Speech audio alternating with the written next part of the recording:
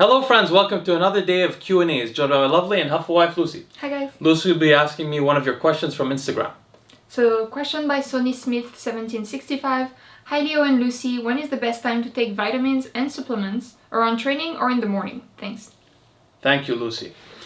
Interesting question, Sunny. So, I actually get this question a lot from clients as well as people on Instagram or in other places. So I'll try to break down the way to think of when you can take supplements. So first of all, one concern is whether you want the supplements to have an acute or chronic effect. So an acute effect, for example, is like when you take L-theanine or you take GABA and you want to relax yourself. Yeah. So you want it to be in that moment, right? You're not trying to take L-theanine and GABA every day to create a long-term effect, a chronic effect. When you want to take something to create an acute effect, unless it is particularly damaging to the stomach lining or the gastrointestinal system, you usually want to take it on an empty stomach, and you want to take it when you want to get the effect.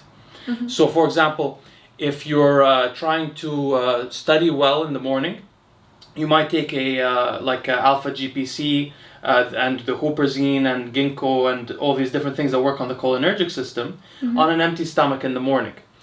Now, if you're doing something for a chronic effect, then, and also, by the way, if any of these things you're taking have a particularly inflammatory response on the stomach lining or those things, you may have to eat something with it, right? What do you recommend eating? I don't do it, so that's the truth. I don't care. So I've been famous. Is there any particular kind of food that you have to eat with your supplements, or just anything? The thing that most reduces it is fats. So people tend to eat it with yogurt or something like that. But that's a good question. I don't do it, but I'm just warning people so that they don't experience, because basically the danger is that you could get stomach ulcers, which is like a damaging of the lining of the stomach.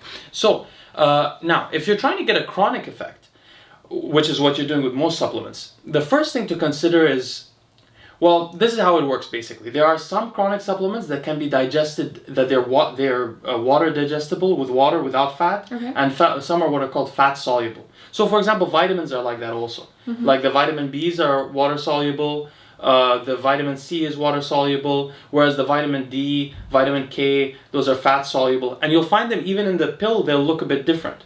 Like the vitamin you find D, it on the pill bottle? What kind of yeah, they should. They'll always just say eat with food. They won't say fat. Oh, I see. But in reality, it's really about the fat. So for example, the supplement that we take sometimes, I always take, but you don't always take, resveratrol, because it tastes really bad, and we take a powder form. Yeah, because we have to get a powder form, because the resveratrol, by the way, guys, this is just a side note. If it's not white, it's bad. And most of the supplement companies are selling yellow resveratrol, which has aged in their warehouses. So the current one that we use, which is actually bulk supplements, it's a cheap one, is white, but it's a powder. It tastes horrible.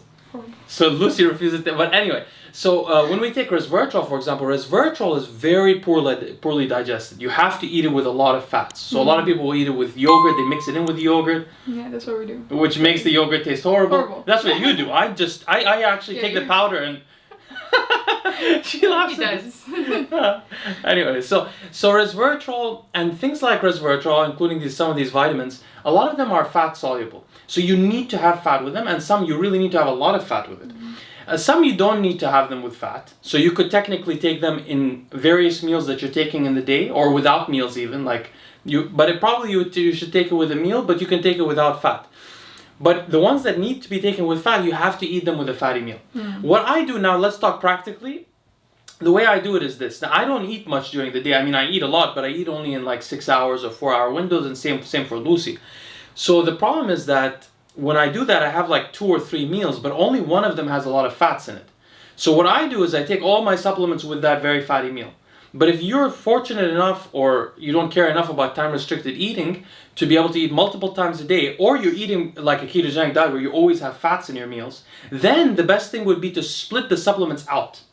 And in fact, if you really want to be technical about it, the best thing, we don't have any scientific evidence of this, but it's logically makes sense, is that to eat the supplements in the meal, during the course of the meal, separating the supplements between as many fat-heavy meals as you can. But what I do, realistically, is I eat it with the fattiest meal, and I take all my supplements, which is a huge amount of supplements. Probably Lucie can remark on how many supplements I take. We need multiple big boxes. Yeah. So our freezer is actually just filled with supplements. That's all it has, and and blueberries. Yeah, and blueberries. And I have to take like large containers to take all the supplements that I take. But so I take them with that fat heavy meal. And I guess that's all that we can really say about it. And how about morning and night? Does it make a difference for the circadian rhythm? Oh, that's a good point. He asked about morning and night, and that's a great point for circadian rhythm. So it definitely does affect circadian rhythms. A lot of the supplements that we're taking are hormonal in the sense that they signal to our body to do something. Which is the reason why I was saying before, remember that calorie is not a calorie, because food also signals. So they certainly signal something to our body. We don't know really much evidence about this, but the way you can think about it is you try to replicate what would happen naturally. So for example, if you're taking vitamin D, which vitamin D naturally your body is eventually getting it from the sun. And so you're not getting vitamin D at night. Yeah, so you don't want to take it at night. Yeah, we don't know why, but you want to try to replicate natural processes when you're using synthetic means because you're taking the vitamin D to try to get around going in the sun because of the sun damage. So at least try to do it in a way that's somewhat similar. Good point. All right, thank you for your question. We'll see you next time.